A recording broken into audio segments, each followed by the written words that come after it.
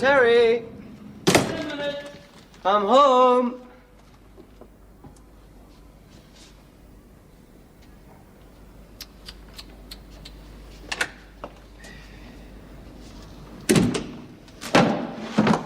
Oh, just look at this place. Hello, pet. Have a good day at the office? Now drink that while it's hot. Now, is this supposed to be here? Is this supposed to be here? Oh, I must have left them there when I had a snack. And I wish you wouldn't stub your fags out in the rubber plant. Oh, well, I must have done that when I went to answer the door. A tall lady in galoshes was collecting for war on want. Now, that doesn't live there now, does it? Well, that is there because I'm trying to do everything at once. Answering the door and clearing up and getting your dinner ready. I haven't stopped today, you know, I haven't stopped. Did Thelma ring? No. She didn't call round or anything? No, mate. Not unless it was when I was down at the shops. Do you know, I stood for 15 minutes in that butcher's. Are you sure she didn't ring? No, not unless it was while I was out. Oh, those friends of yours, Morris and Pauline, rang. Wanted to know if you'd go to their anniversary party. Oh, yes? I turned it down. You what? On your behalf. Well, why? I'd like to have gone to that, get myself out of myself. The invitation was for you and Thelma as a couple. And as you no longer exist as a couple, I thought it best to turn it down. I'm going. What do you mean you're going? To make the numbers up, they're too short now. Anyhow, when the word gets out that you and Thelma are separated... We're not separated. We're estranged. You've no right to turn it down. You're not my social secretary. I'd like to have gone to that. You're here to give me strength in a difficult period in my life. Give me strength and cheer me up and get me dinner ready. Where is it? It'll be ready in a minute. I've been slaving over a hot stove all afternoon. Forgot to switch it off again, did you? Pardon? The reason the stove gets so hot is because you forget to switch it off. That's how you burnt the bottom out of that non-stick pan. Part of a set, that was, you know. It was a wedding present, that, from Doreen and Tom. Well, it wasn't my fault. It said distinctly on the packet, simmer gently. Yes, simmer gently for 7 to 9 minutes, not 4.5 hours. Well, I forgot. Well, of course you forgot, just like you forget to put water in the poacher. That was a wedding present and all, you know. Brian and Anne gave us that. Who gave you the pop-up toaster? Pam and Ivor. Why? Well, that's knackered now. Oh, how can you break a toaster? What you do is you put the bread in and you press a lever. Even you can't break a toaster. Well, it wasn't exactly bread I put in it. What was it? Chops. You put chops in the toaster? For your dinner, to defreeze them. They were solid, man. It just seemed the best way of doing it. Well, don't be stupid. You just leave them out for a few hours. Or if you want to hurry them up, you just shove them under the grill. Well, I didn't know which was the switch for the grill. I can't work gas. What were you doing with chops anyway? We're going to have liver. When I went out of the house this morning, you distinctly said we were going to have liver and bacon and semolina pudding. We were. Till I lost the liver. How could you lose the liver? Well, either it fell down that garbage disposal thingy or the cat ate it. We haven't seen that cat since last night. Maybe he's gone down the garbage disposal thingy. Dear me. What's that smell? Is somebody burning rubbish? No, it's me. I'm burning semolina. Oh, my God. Oh, look at this kitchen. Dear me, look at this grease. Oh. You need a knife to get that off. Excuse me. Oh. Oh, dear. Now what? The dish is cracked. Has it? Was that a wedding present? Yes, that was a wedding present as well. Auntie Beattie. Oh, well, she'll never know. She doesn't get out much with her bad leg. I'll give you the list tomorrow. What list? Of all the wedding presents. Then you can work your way through the house. Look at this table. Well, I'm doing the best I can. I'm not the galloping rotten gourmet, you know. I'm sorry, I know you're not. Me? I'm sorry, I've said I'm sorry. Look, I've got a tin of apricots. We could have them. I'm not hungry. And there's some bacon from the liver and bacon. We can have bacon and apricots. I'd really rather not. Oh, I suppose it's times like this when you miss Thelma the most. When you come home for a casserole and a cuddle. I noticed that when I left my wife. Meal times and bedtimes are the hardest part. aren't they? Yes, the bedtime's the worst. And it seems such a big bed without Thelma. It's got a kind of slope to it. I've never noticed that before. I keep rolling to the edge. Whereas before, I'd just roll into Thelma. I'm not sleeping. What do you mean you're not sleeping? Not a wink. You snore when you're awake, do you? Pardon? You were making a hell of a racket when I came up last night. Well, I'd only just got off. I'm not sleeping at all. And you were hard enough to wake this morning when I brought you your cup of tea. Well, I'd only just got off then. And you were sound asleep when I went along the landing at dawn for a Jimmy Riddle. I am not sleeping. Look at my eyes. You're not getting enough iron. The liver will put you right. But you've lost the liver. Oh, aye. Well, look, let's just go out for a meal. No, thanks. We'll go for a curry to that place, the Kashmir. Now, you love curry. You don't. You hate it. Well, I'll just have egg and chips. They do egg and chips there. I hate that. What, egg and chips? No, people that go to Indian restaurants and have egg and chips, it's so insulting to the Indians.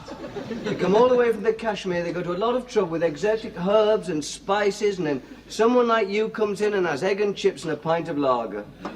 It's embarrassing. It says on the window, Anglo-Indian cuisine. Anyway, the people who run that place do not come all the way from Kashmir. They come from South Shields.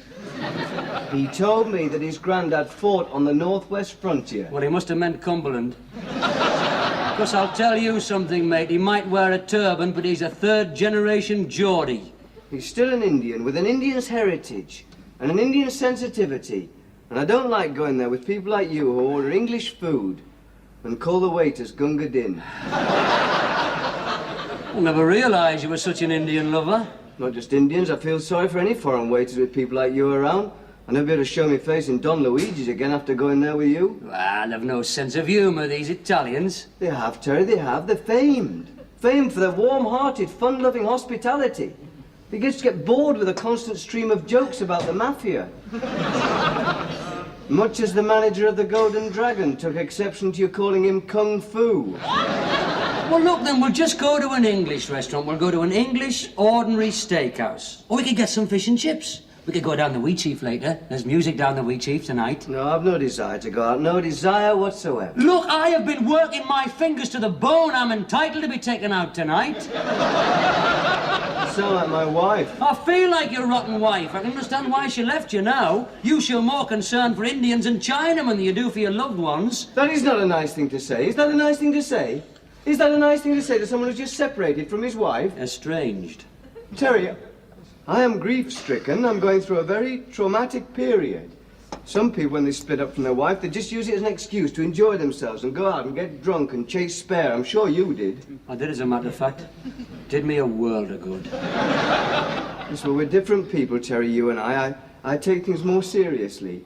I feel things more deeply. I haven't got your insensitivity. I'm not very clear about anything at the moment, Terry, except that I love Thelma. And I miss her, and I wish she was here. Oh, come on, kidder. Things will work out. Oh, cheer up, Bob. You go on like this, you'll end up with your head in the gas oven. Well, not that one, I wouldn't. It's filthy. I wouldn't be seen dead in that gas oven.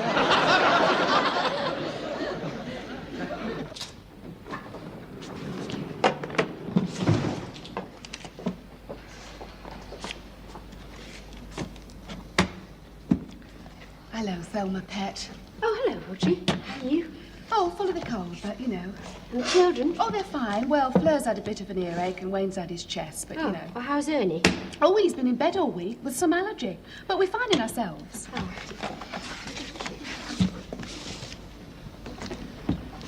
Look, Thelma, I don't want you to think that. Well, I can't pretend I haven't heard about you and Bob. Well, I mean that Bob. Well, that things aren't. You mean you've heard I've left Bob? Oh, well, I didn't know it was that drastic. Well, I'm at my mother's and he's at home with your brother, so how drastic can it get? Oh, Terry! Well, what's he been up to now? Look, it's not his fault, not entirely. I just know that he's staying round there. Well, it can't make things any easier, Thelma. Well, it doesn't help, put it that way, No. Audrey. Now,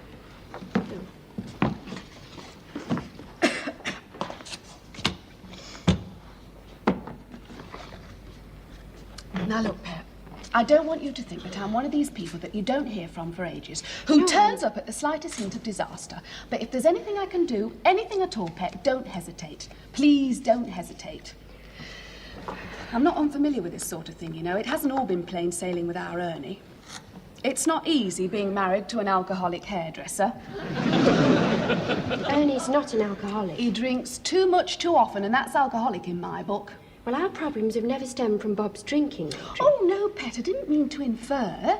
It's just, well, you mustn't hesitate. You can come over tonight if you like. No, I think I just have a quiet night in. Get yourself out of yourself. Well, everyone tells me that. What on earth does it mean? Well, please yourself, but if you change your mind, don't hesitate. Look, thanks, Audrey. But I think people have got to sort these things out for themselves, you know. But it was very sweet of you. Well, what are friends for, Pet? Oh, there's just one thing, Audrey. Yes? You're 26p overdue in this book. Oh, I see.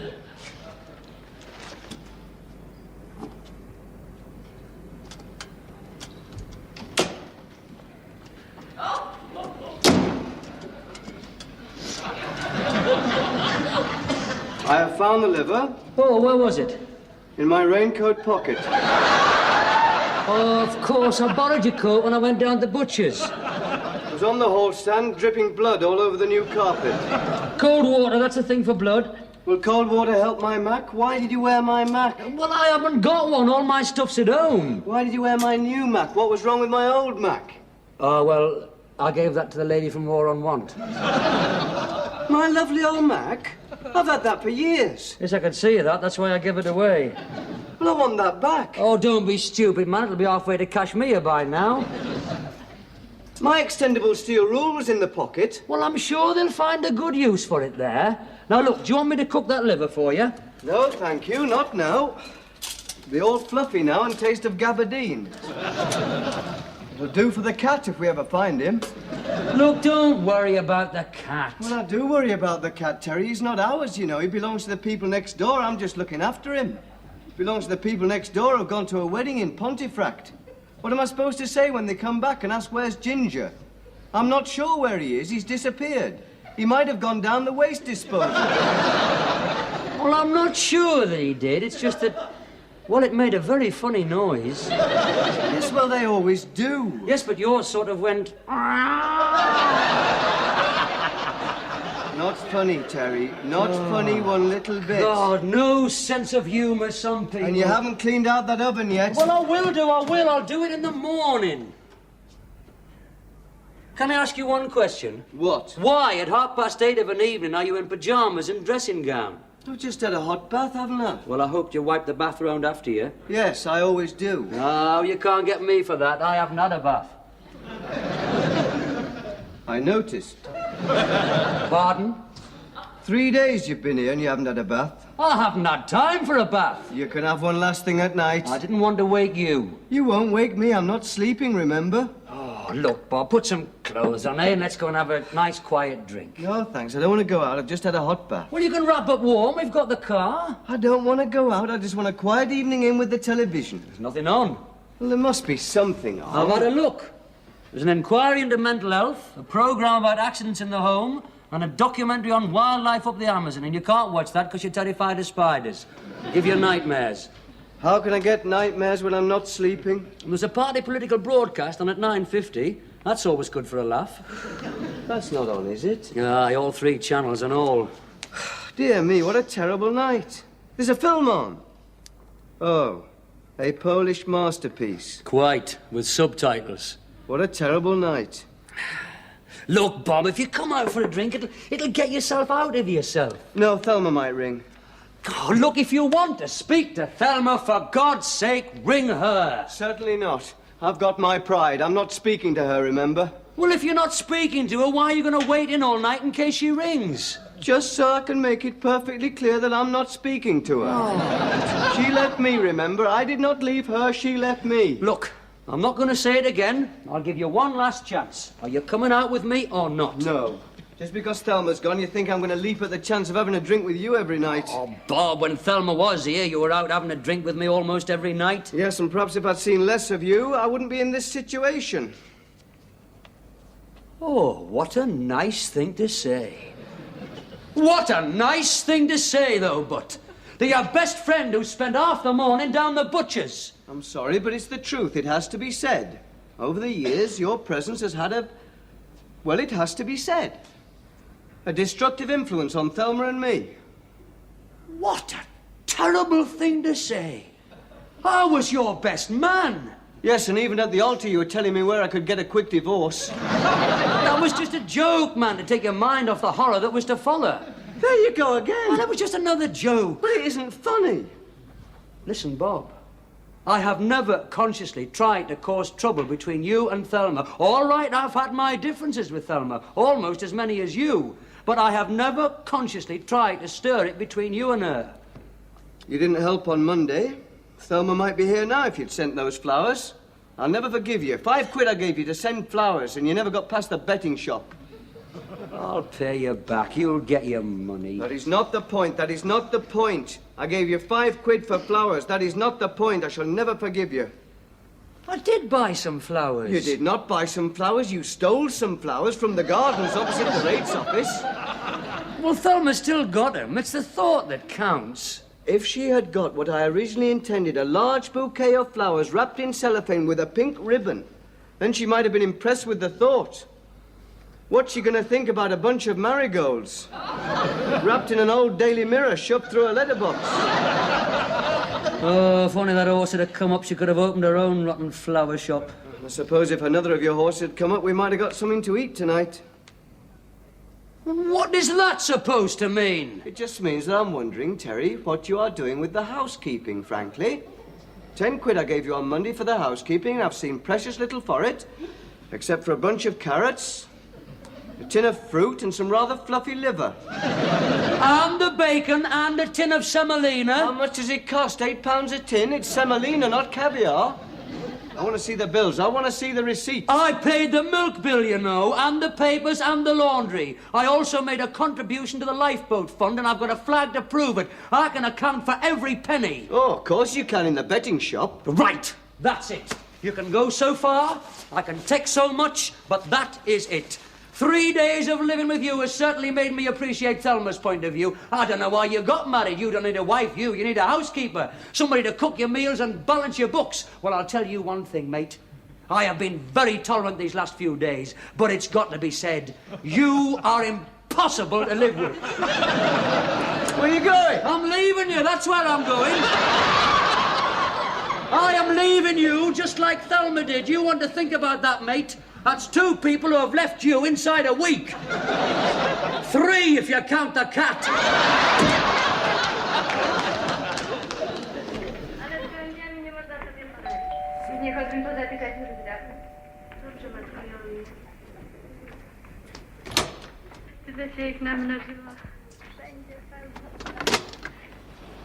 Terry! Hello, Thelma. I was just passing and Can I come in? Oh, yes, of course. I hope I'm not... No, there's no one in. Well, take your coat off. Is it raining? A little. Oh. Bob's got a Mac like that. Well, that is Bob's Mac. Oh. What are these blood stains? He hasn't had an accident, has he? Is that why you've come round? No, Thelma, that's not Bob's blood. That was liver. Liver? Calf's liver. Oh. For his supper. Oh, well, you better come through. Oh, I'm sorry, Thelma, if you're watching the box. I was only half watching. It's about nuns in 14th century Poland. Philip Jenkinson said it was a masterpiece in the Radio Times, but I found it very heavy going. There was a film on the other week about nuns. Joan Collins was this nun, if you can believe that.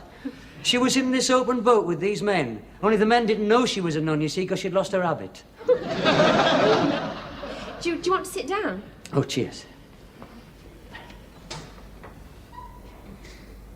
Deborah Kerr. She was a nun in a film once. Audrey Hepburn. The nun story. Well, there must be a call for them. Films about nuns. Do you want some tea or something? No, thanks, Thelma, no. Would you like a drink or a No, cigarette? really. How is Bob? Well, it's about Bob that I called. He has had an accident. No, honestly, Thelma, no. It's just that, well, you should have had some flowers on Monday. I did get some. Marigolds. It was difficult to tell. Well, I didn't mean those. You should have had a big bouquet wrapped in cellophane and pink ribbon. Only you didn't, and Bob seems to think it was my fault, and, well, Bob seems to think a lot of things are my fault. Oh, you're not to blame, Terry. Not entirely. Well, of course I'm not. I mean, you can see that, Thelma, with your grammar school education. I mean, you see things a lot more clearer than what he does. I mean, I said to him, have I ever tried to stir things between you and Thelma? Well, you know the answer to that. Yes. But he has upset me today, Thelma. When I think how long I've known him, since 1948 to be exact. Since then, we've done everything together. All those years, we've had the same friends, the same hobbies, the same girls, present company excluded, of course. Well, you tried hard enough once. Did I? When was that? That trip to Blackpool. Why? Oh, well, that was a long time ago, Thelma. We were very young, and I was inflamed with the brown ale, and, well, you know what these coach trips are like. It was dark and confused, and anyway, I thought you were somebody else. I didn't mean that I didn't find you attractive, Thelma, as a woman. I've always been very aware of you as a woman. It's just that, well, even then, all that time ago, you were always Bob's girl. I mean, even when you weren't speaking to each other like now, it was always Bob and Thelma. Even when he was having that frantic scene with Bryony Hood, he still... Bryony Hood? When was this? Oh, I remember Bryony Hood only too well. She broke her father's heart. She went to a convent and ends up dancing topless in a Sunderland discotheque. Really? Broke her father's heart. Mind you, she did have a fantastic pair of... Well, that's no excuse. There's no reason to flaunt them in front of the teenage population of Wearside. Quite. And Bob had a frantic scene with her, did he? Oh, that was long before she went topless. Bob's never let on about that. Oh, Thelma, please, I'm not consciously trying to stir things. What I'm trying to say is that you and Bob belong together. He's in a terrible state without you, you know. He feels things very deeply, and, well, he loves you, and despite his faults, he's a good lad, one of the best, and I just think that you should be there with him now. He's all alone. Thought you were with him. Oh, I've packed it in, I've left him. He's driving me round the bend. Expects his meals on the table the minute he walks in through the door. Yes, he does, doesn't he? And everything's got to be absolutely in the right place. Well, I'm as tidy as the next person, but with him it's an obsession, a fetish. I know. He was like that at school, do you remember? Oh, yes, his desk, everything in its place, his crayon sharpened. In the Scouts, he used to have pleats ironed in the back of his shirts. Well, I still have to do that for his shirts, and it cost me a fortune at the dry cleaners. Don't! I was in there only yesterday with some of his stuff, and I never realised the cost of cleaning. Yeah, then he asked you where the money goes. But he doesn't realise, Thelma. He doesn't have to do the shopping. He doesn't realise how the cost of living has risen. He doesn't have to spend all morning in the supermarket or the cleaner. Do you know I stood for 15 minutes in that butcher's this morning? This was the liver? The calves liver, yes. He likes that. He didn't actually get it. How is he in himself? He's a bundle of nerves. Is he sleeping? No. He's snoring a lot, but he's not sleeping. Gets my teeth on edge, that. Oh, mine too. Do you know, Terry, we've got one thing in common. What? It drives us both mad. Ooh.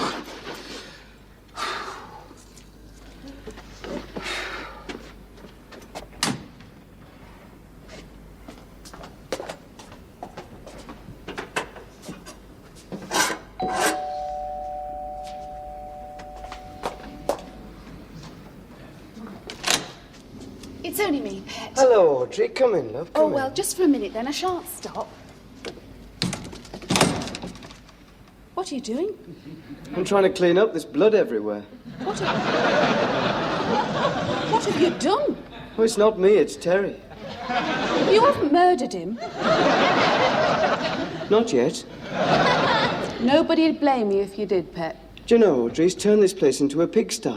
Come on through. Look, I'll not stop, Bob. I only popped round while the party political was on, because I don't want you to think that I'm one of these people who you don't hear from for ages, who turns up at the first hint of disaster. But if there's anything I can do, anything at all, Pet, don't hesitate. Thank you very much, Audrey. You are kind, but I think this is the kind of thing I've got to sort out for myself, you know. I know, Pet. But sometimes it helps to get out and see friends, you know. It gets yourself out of yourself. You're more than welcome to come and sleep at our place. I don't sleep, Audrey. Oh, I'm not surprised, Pet. I've been through this sort of thing myself, you know. I'm not unfamiliar. Yes, well, we'll just have to see how things work out. It will. What? Work out. Well, we'll just have to see. Well, look, I can't stop. Where's our Terry? Is he out drinking? I don't know, Audrey. He's gone, you see. He's left me. Must be something about me, some quality that makes people leave me. Oh, I don't think I'm difficult to live with, do you? Oh, don't be silly, Bob. Course you're not. Audrey, did you wipe your feet? I've only just done this floor. Oh, I'm ever so sorry, Bob. Well, look, I can't stop. You're leaving me, in other words. But I said I couldn't stay. You're leaving me just like all the others. Cheers. Cheers. Bob and Thelma. Cheers. I suppose, Bob, it's just a habit that I've got to get out of. Like Joan Collins and that boat. Pardon? Oh, yes, very witty, Thelma, yes. Who on earth's that? It's not your mother, is it? No, I'm playing bridge with the Aversons.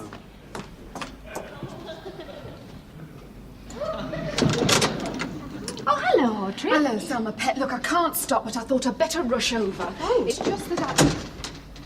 What are you doing here? I am having a quiet drink with my friend Thelma. Terry's been very sweet and understanding. Terry has? This Terry? Yes, he has. He's been telling me to get back to Bob. Oh, and I think you should, Pet. The sooner the better.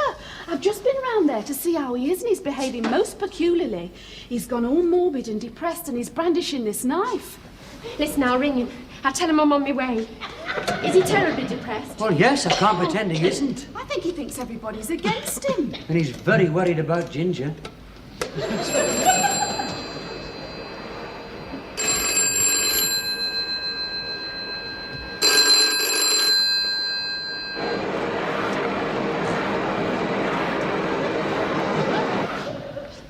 He doesn't answer. Well, he must be there. I've just left him in his dressing gown. I must go to him. Oh.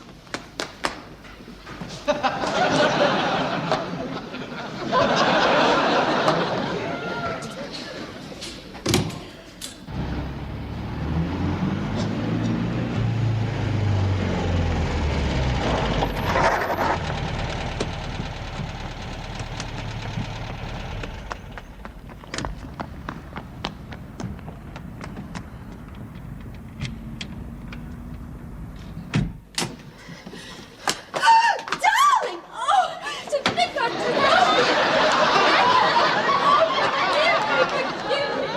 Thelma! Darling, what is it? What? Thelma, you're getting oven stick all over your blouse.